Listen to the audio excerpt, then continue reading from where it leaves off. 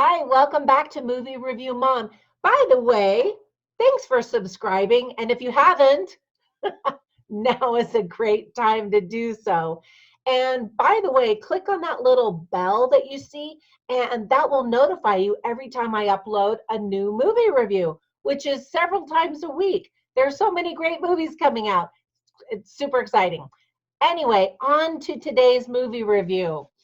So today, the movie I'm reviewing is Charlie's Angels. This movie is rated PG-13.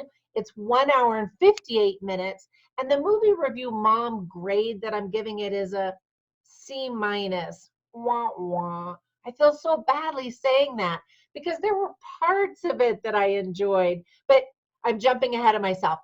Let me give you a quick nutshell, some tips for parents, and then I'll tell you about some of the things I liked and things I didn't like. So first, in a quick nutshell, this is yet one more iteration of the popular 1970s Charlie Angels TV show. The femme fatale action flick is directed and acted by Elizabeth Banks. And in fact, she also wrote the screenplay for the movie based on a story by Evan Spiliotopoulos and David Auburn. While there are some entertaining moments, as I mentioned, and some earnest efforts, this woke version of Charlie's Angels just doesn't have the charm and the heart that we're used to seeing in this franchise. So, some quick tips for parents.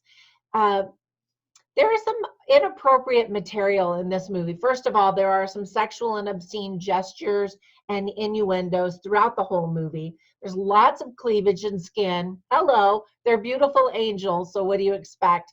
There's some sheer fabric that shows how, a woman is built. Lots of violence, hand to hand and gun violence. And the gun violence is an interesting issue because back when Drew Barrymore was one of the angels, she insisted that there be no gun violence at all. However, she's not involved in this film, so there are a lot of guns and a lot of other weapons as well, instead of just the, karate martial arts type of action. There's a little bit of that as well.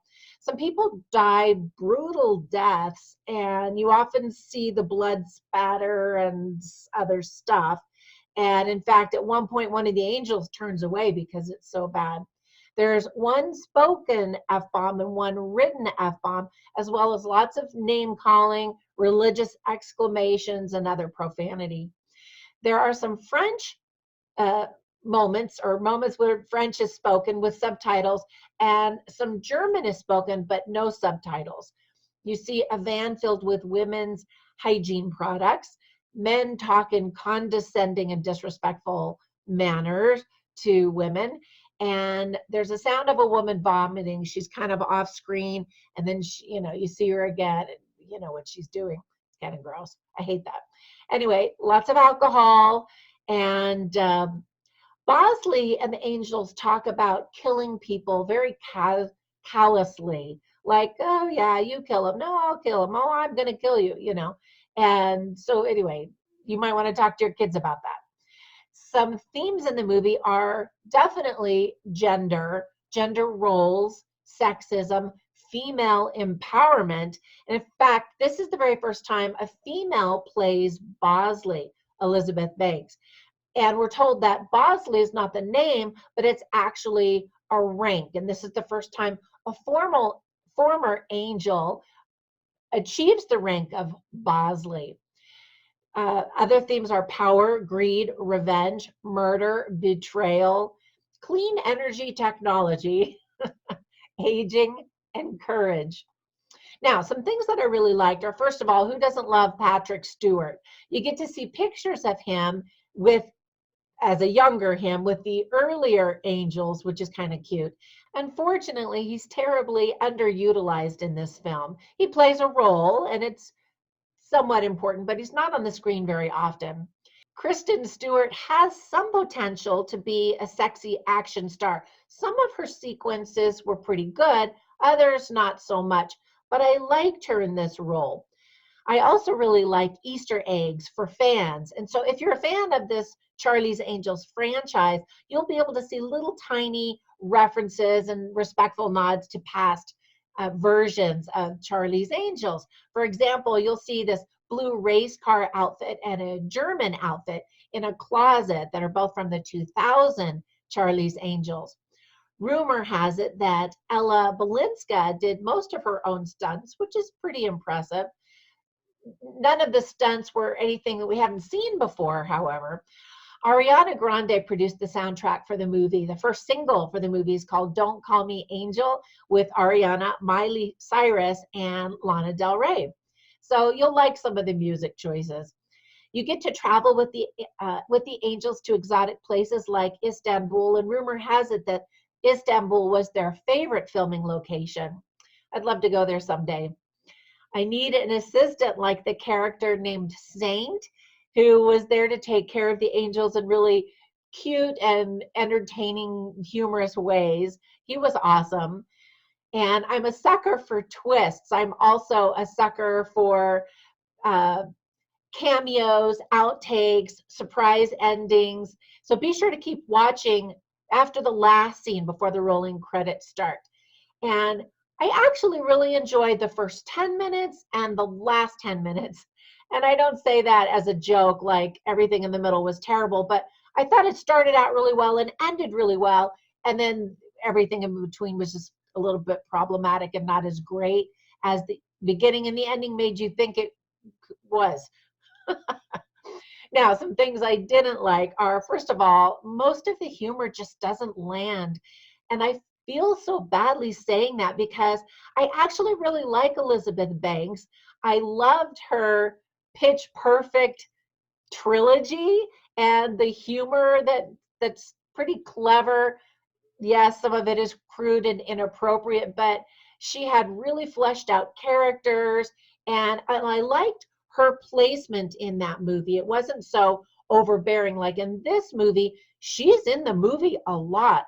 Bosley was kind of a side character to begin and end episodes, but it's kind of like she's another angel. She's really entrenched in this movie. This movie's humor is kind of like reverse discrimination, where men are brainless pawns to be exploited.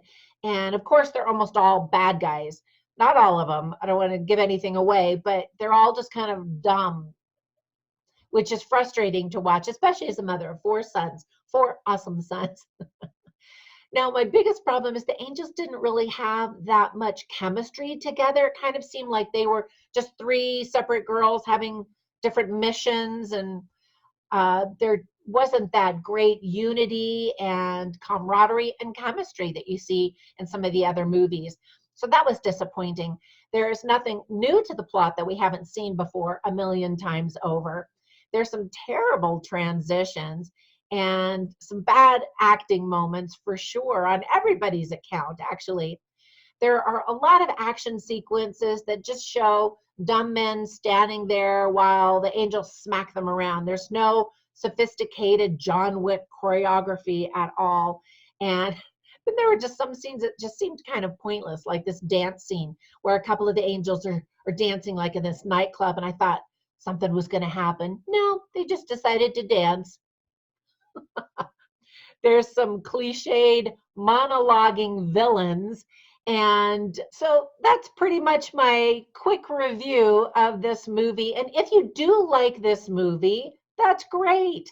Then be sure to check out the other Charlie's Angels movies. And here are a couple of other female leading ensemble movies that you might also enjoy. One is Ocean's 8, which is a female version of the Ocean's 11, 12, 13, 92, anyway, that franchise, as well as the female version of Ghostbusters, which got some negative reviews, quite a few negative reviews, but it's kind of feels the same as this movie, just kind of goofy with some action, of course, female empowerment, so you might enjoy that one too.